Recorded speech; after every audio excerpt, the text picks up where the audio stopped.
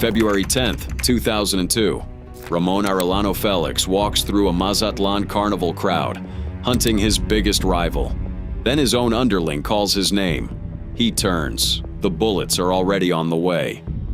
These are the 12 times cartel bosses, and mob kingpins were killed by their own bodyguards and Sicarios.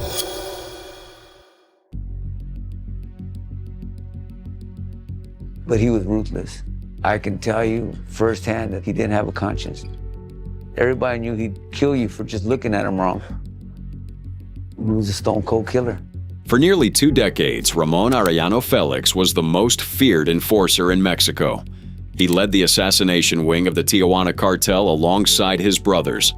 The FBI put him on the 10 most wanted fugitives list in 1997. And then, in early 2002, he made one mistake. He trusted the wrong man. By that point, El Chapo Guzman had escaped a Mexican prison and joined forces with Ismael El Mayo Zambada to wipe out the Arellano Felix organization. The two Sinaloa bosses had a long list of grievances. Friends killed, family members executed. They wanted Ramon dead, so they reached inside his own cartel. The man they turned was Carlos Tirado Lizarraga, one of Ramon's trusted underlings. According to journalist Anabel Hernandez, Sinaloa kidnapped Tirado's sister to force his cooperation. Then they fed him a story to pass up the chain. El Mayo Zambada, Tirado told his boss, was attending the Mazatlan Carnival with only 2 bodyguards. A perfect kill shot at the most powerful man in Mexico. Ramon took the bait. February 10, 2002, he and his personal bodyguard, Alhambra, were slipped into the carnival crowd, carrying pistols, scanning for Zambada. Tirado walked alongside them. He was supposed to cover their escape. Instead, he shouted Ramon's name. Ramon turned. 2 Sinaloa gunmen came up behind him. The shots came fast. Ramon and his bodyguard collapsed on the sidewalk among the carnival floats. He was 37 years old. The Mexican government covered the entire operation as a routine traffic stop gone wrong. They claimed a local cop had shot Ramon after Ramon shot him first. That story held for years. The truth only emerged later, in pieces, through informants and journalists. El Mayo's brother explained it years afterward. "My brother told me Chapo was going to help him kill Ramon in Mazatlan," he said. "He had to. Ramon was too dangerous to leave alive." Less than a month later, Ramon's brother Benjamin was arrested. The Tijuana cartel never recovered.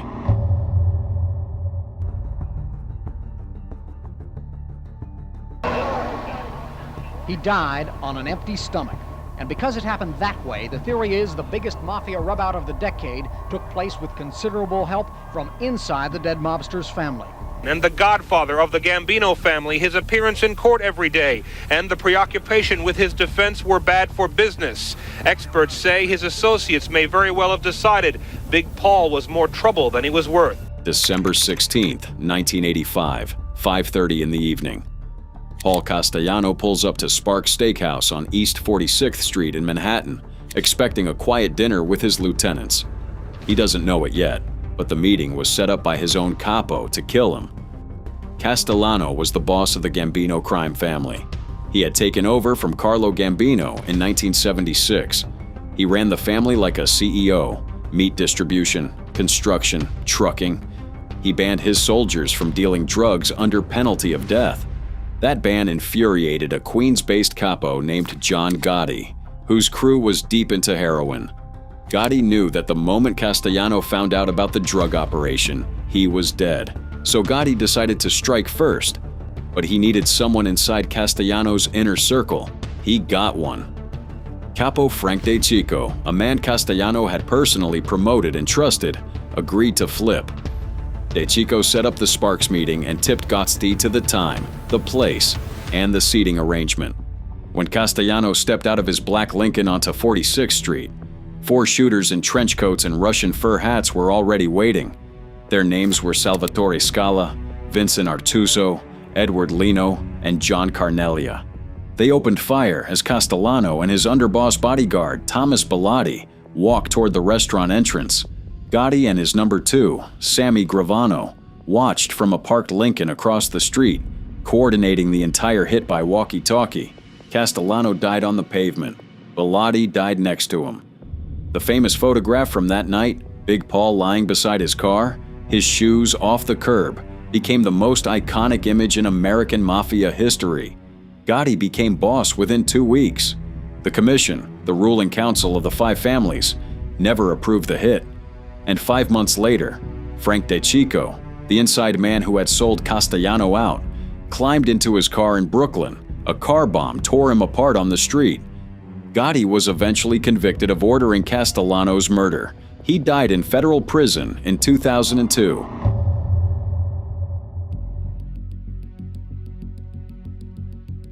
Estas fotografías y esta tarjeta de cadactilar son la prueba que tienen las autoridades para confirmar que Wilber Varela, alias Jabón, jefe del cartel del norte del Valle, sí fue asesinado el pasado 30 de enero en un exclusivo complejo turístico de Mérida, en Venezuela. Wilber Varela was the last great kingpin of Colombian cocaine. A former police sergeant who switched sides, he took over the Norte del Valle cartel in 2002. The U.S. Department of Justice estimated his organization had shipped over 500 metric tons of cocaine, worth more than $10 billion. They put a $5 million bounty on his head. By 2008, Varela was hiding in the mountains of Venezuela, paying off Venezuelan generals and politicians to stay alive. He had already survived a cartel civil war that killed an estimated 1,000 people. He thought he was untouchable in his mountain cabin in Mérida. He was wrong. His own 2 top lieutenants, Diego Rastrojo and Comba, had cut a deal with rival drug lord Daniel El Loco Barrera. Barrera wanted Varela's eastern Colombian smuggling routes. The 2 lieutenants wanted everything else. The night of January 29, 2008, Varela was sleeping at the Fresh Air Cabin Resort on the outskirts of Mérida. His personal bodyguard, known only as El Grasoso, the Greasy One, slept in the next room. His driver, Goyo, was sent out before dawn to buy breakfast. When Goyo returned an hour later, he saw the bullet holes in the cabin door. He didn't stop. He didn't go inside. He turned the car around and ran. Inside the cabin, Varela was already dead. El Grasoso, his bodyguard, was dead beside him. Varela had been traveling under a false identity. It took Venezuelan forensics 32 fingerprint points to confirm the body in the morgue was actually the most wanted man in Colombia. The Colombian newspaper El Tiempo ran the headline that summed it all up. Al Capo Varela lo mató su gente. The Capo was killed by his own people. Rastrojo and Comba took the western routes. Loco Barrera took the eastern ones. Varela's son was murdered the following year. Within 5 years, every man involved in his death would be in U.S. federal prison or in the ground.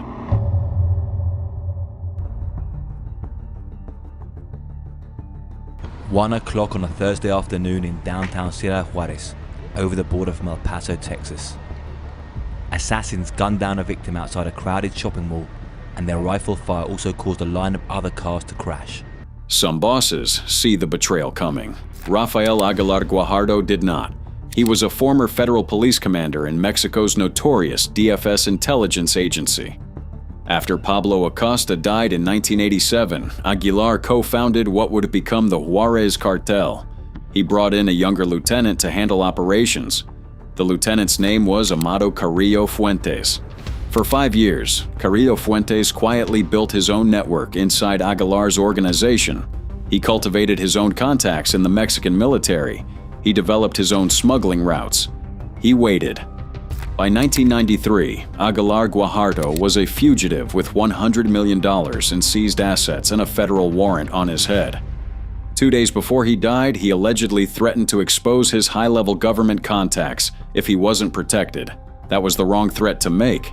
April 12, 1993, Easter weekend, Aguilar Guajardo was vacationing with 15 members of his family at the Hyatt Cancun Caribe. They had spent the day on a submarine tour of the reef.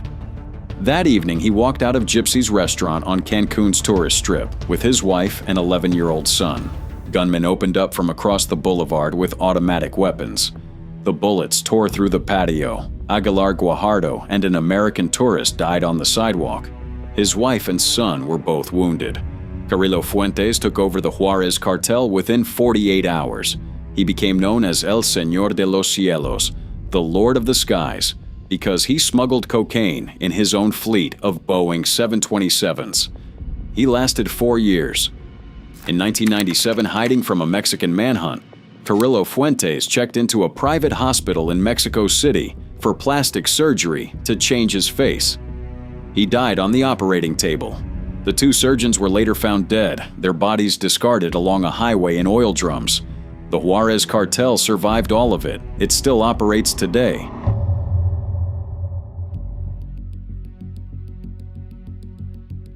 Witnesses said it was a gangland-style killing. 4 heavily armed men wearing ski masks opened fire with automatic weapons.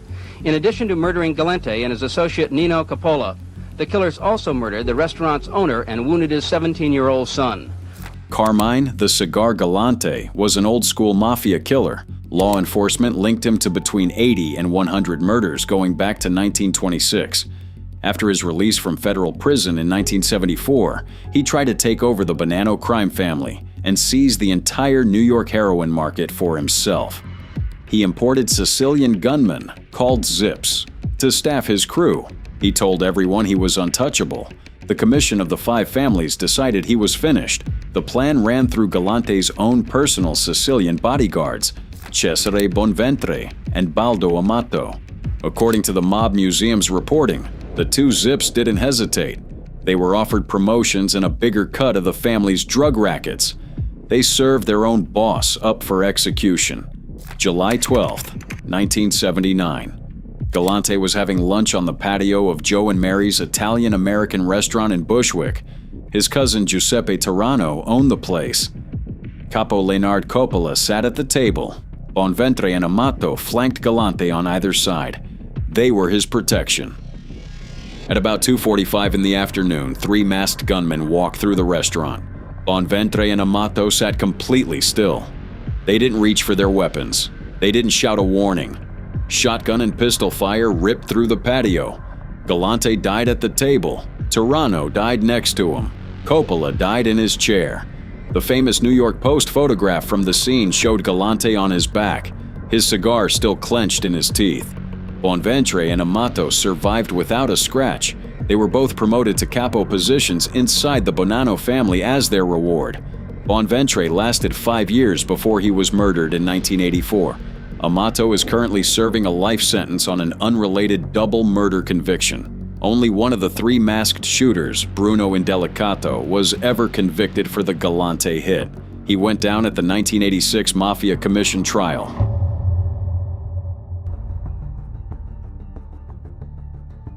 Did you know Roy DeMeo? Of course I know. See, there's a line with everything in life. There's a line. I think he crossed the line from a hit guy and became a serial killer. Some of the C stories end with a boss killed by men he barely knew. This one ends with Roy DeMeo killed by the man who raised him in the mob. DeMeo ran the most prolific killing crew in American mafia history. The Mob Museum estimates he and his crew participated in more than 200 murders. They operated out of the Gemini Lounge in Brooklyn. By 1982, the federal noose was tightening. A former associate named Vito Arena had flipped to the FBI. DeMeo received a second federal grand jury subpoena. Paul Castellano, who would himself be murdered 3 years later, became convinced DeMeo would crack and bring the entire family down. Castellano gave the contract to DeMeo's lifelong mentor. The man's name was Anthony Nino Gaggi. Gaggi was the Gambino capo who had recruited DeMeo into the mob back in 1965. He had vouched for him for nearly 2 decades. He had treated him like a son. Gaggi took the contract anyway. January 10th, 1983. DeMeo was lured to Patrick Testa's auto body shop in Brooklyn for what he thought was a routine sit-down. The Testa brothers worked the front of the shop. DeMeo walked in, took off his coat, and turned to face Nino. He realized what was about to happen too late. The Mob Museum's account of the killing is exact. No sooner had DeMeo removed his jacket, the report reads, than Nino opened fire. DeMeo's own crew, the men he had trained, the men who had killed beside him for years, watched it happen without lifting a finger. 10 days later, ice fishermen at the Varuna Boat Club in Sheepshead Bay popped the trunk of an abandoned Cadillac. The car was DeMeo's. The partially frozen body inside was DeMeo's. He had been killed by his own family in the most literal sense. Gaggy went to federal prison 3 years later on an unrelated murder conviction. He died there in 1988.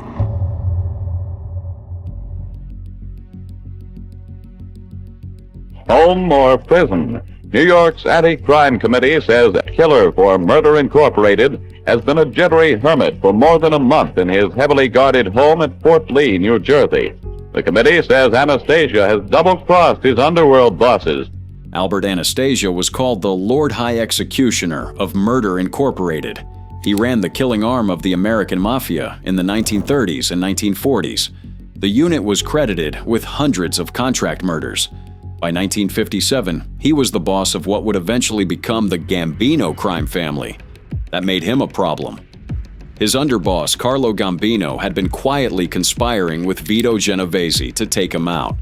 Anastasia had alienated Meyer Lansky and Santo Trafficante by trying to push into Havana casinos. The hit needed his personal bodyguard, a man named Anthony Coppola, to step aside. October 25, 1957. Anastasia was driven from his mansion in Fort Lee, New Jersey, to the Park Sheraton Hotel on West 56th Street and 7th Avenue in Manhattan. His chauffeur parked the car in the underground garage and walked outside. According to multiple historical accounts, his bodyguard Coppola also stepped away from his post moments before the attack.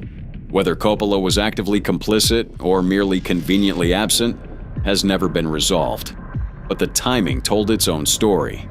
Anastasia walked alone into Grasso's barbershop inside the hotel. He took chair number 4. He leaned back.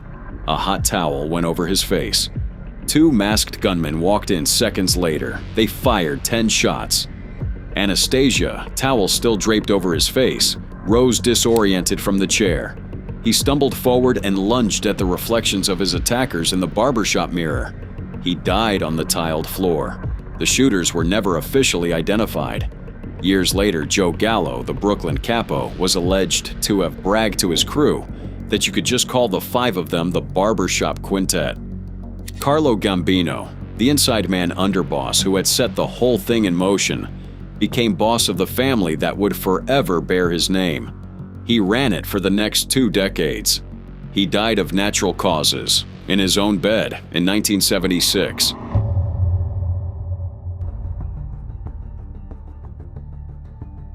Some of the most chilling betrayals in mafia history come from the homeland. The Sicilian mafia ran its insider purges with a kind of cold theater you rarely see in America. Rosario Riccobono was the boss of the Partana Mondello Casca and a member of the Sicilian Mafia Commission. During the Second Mafia War, he switched sides to support the Corleonesi, the brutal rural faction led by Toto Riina. He helped lure Bontad and Inzerillo loyalists to their deaths. But Riina didn't trust a man who had already betrayed once, so he decided the entire Riccobono organization had to be liquidated, not just Riccobono, every man around him. November 30th, 1982. Riccobono and roughly 8 of his most trusted men were invited to a feast at Michele Greco's country estate in the Ciaculli district of Palermo, another commission member's house. A friendly meal among allies. Riccobono brought his bodyguards. He sat down, he ate, he drank. After the meal, Riccobono did what he always did. He fell asleep in his chair for an after-dinner nap. That was the signal. According to multiple Sicilian mafia pentiti who later testified, each of Riccobono's men was separated from the others during dessert. Each was strangled by the man sitting next to him at the table. The bodyguards never had a chance to fight back because their bodyguards were the men strangling them. Pino Greco, Michele Greco's enforcer, personally garroted Riccobono in his chair. Riccobono never woke up. The bodies were dissolved in acid in a barn behind the estate. None were ever found. Riccobono's brother Vieto was decapitated days later inside his own car. The Riccobono Casca simply ceased to exist within a single afternoon. Riina consolidated total control over the Sicilian mafia. It became one of the cleanest insider hits in mafia history, in part because there were no survivors and no bodies. There was just an empty afternoon and a missing casca.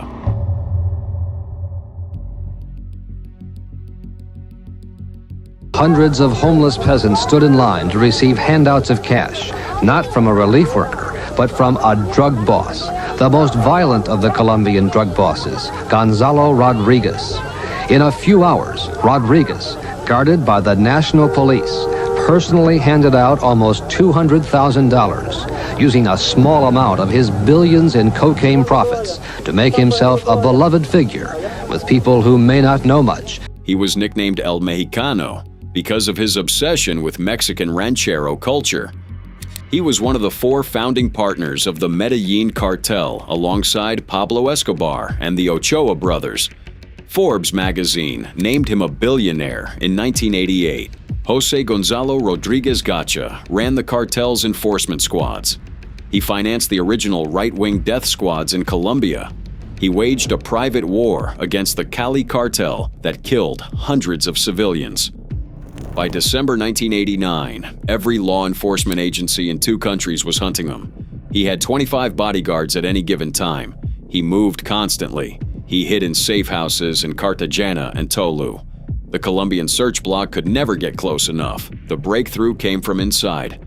A man known as El Navegante, the Navigator, was a member of Gacha's organization. Multiple Colombian sources allege he was actually an informant for the rival Cali cartel, planted years earlier inside Gacha's inner circle. He fed Colombian authorities Gacha's exact location. December 15, 1989. 2 Colombian search block helicopters dropped onto a coastal property between Coveñas and Tolu. Gacha, his teenage son Freddy, and 3 bodyguards bailed out of a red pickup truck and ran toward a banana plantation. Search block gunners opened up with .50 caliber machine guns from the helicopters. Freddy and 2 bodyguards went down first. Gacha and the last bodyguard tried to keep running. They were both cut down in the field. Colombia celebrated in the streets. Pablo Escobar, watching the news from his Medellin compound, understood instantly what had happened. The informant inside Gacha's cartel had been operational for a long time. The state had reached over 25 of Gacha's bodyguards and pulled him out. Escobar escalated his war against the Colombian government within hours. He would be hunted down himself 3 years later.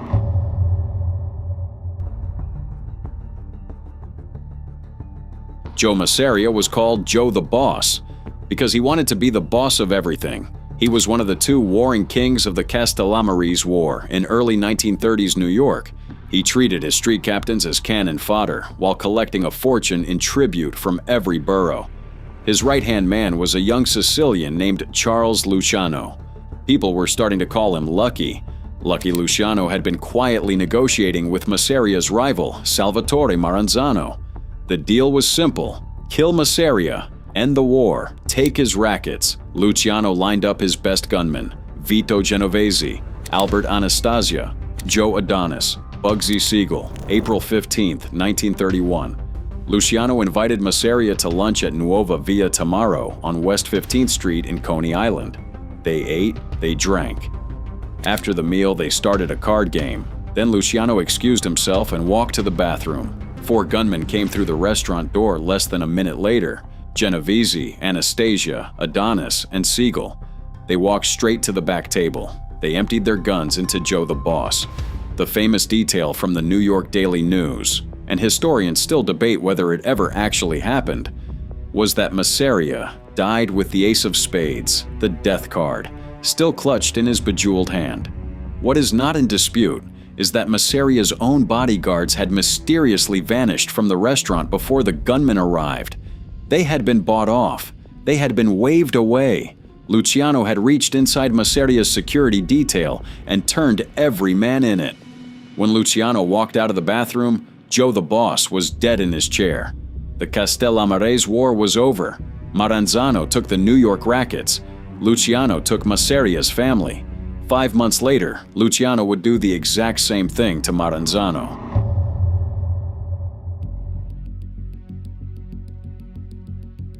Salvatore Maranzano declared himself capo di tutti capi, boss of all bosses, the moment Masseria's body hit the floor. He restructured the New York Mafia into the Five Families in 1931. Then he made the mistake of trying to be the only boss above all of them. He had a list of men he wanted dead. Lucky Luciano was at the top.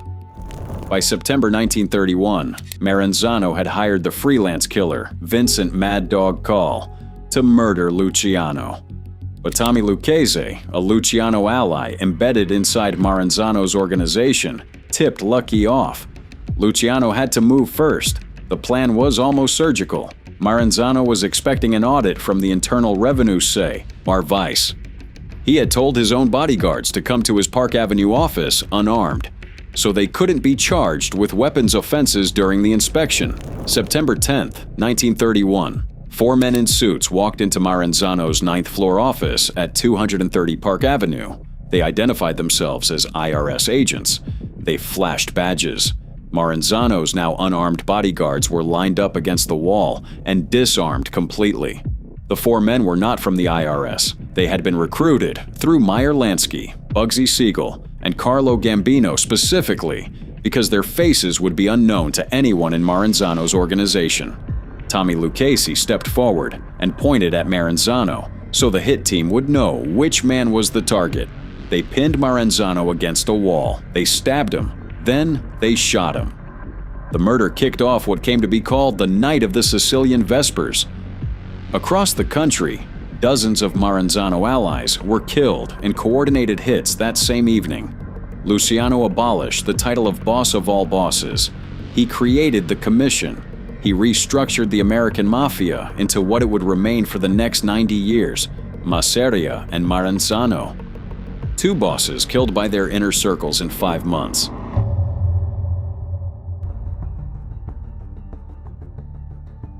"50 years ago, the Chicago mob was much more powerful than it is today. And then something happened to attract attention around the world.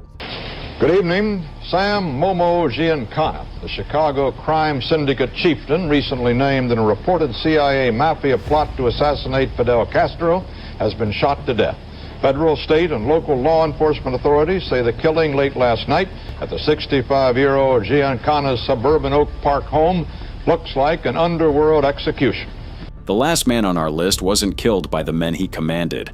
He was killed by the men who had quietly replaced him. Sam Momo Giancana ran the Chicago outfit through the 1950s and into the 1960s. He brokered the alleged Cook County vote rigging that helped John F. Kennedy win the 1960 election. He shared a girlfriend with President Kennedy. He worked with the CIA on at least one plot to assassinate Fidel Castro.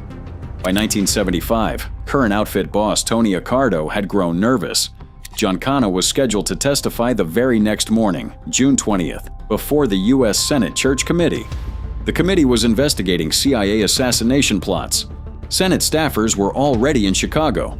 They were planning to escort Giancana to Washington at sunrise. Accardo decided that the flight was not going to happen. The night of June 19th, 1975. Giancana was alone in the basement kitchen of his Oak Park, Illinois home. He was frying sausage, escarole, and beans for a late dinner. The FBI surveillance team that was supposed to watch his house that night had been pulled off the detail. There was no forced entry to the home. That meant Giancana had let his killer in himself. The killer used a silenced .22 caliber pistol. Giancana was shot once in the back of the head while standing at the stove. 6 more shots followed. The FBI's working theory, later confirmed by outfit informant Nicholas Calabrese, was that Accardo had ordered the hit. The triggerman was widely believed to be Giancana's longtime aide and driver, Dominic Butch Blasi. Blasi was the last person seen with him. The case remains officially unsolved. Nobody was ever charged. Giancana never testified to the Senate. The CIA's secrets and the outfits stayed buried. The man at the stove never knew he had cooked his last meal. 12 men, 12 organizations, one pattern. In nearly every case, the boss wasn't taken down by police, by rivals, or by federal agents. He was taken down by the very people he paid to keep him alive. The bodyguard who stepped away, the lieutenant who set the meeting, the mentor who pulled the trigger, the aide who let the killer in through the kitchen door. The lesson of organized crime, at every level, in every country, in every decade, is brutally consistent. The day you stop being useful to the people around you is the day you become a liability. And in this world, liabilities are erased, not by your enemies, but by your friends.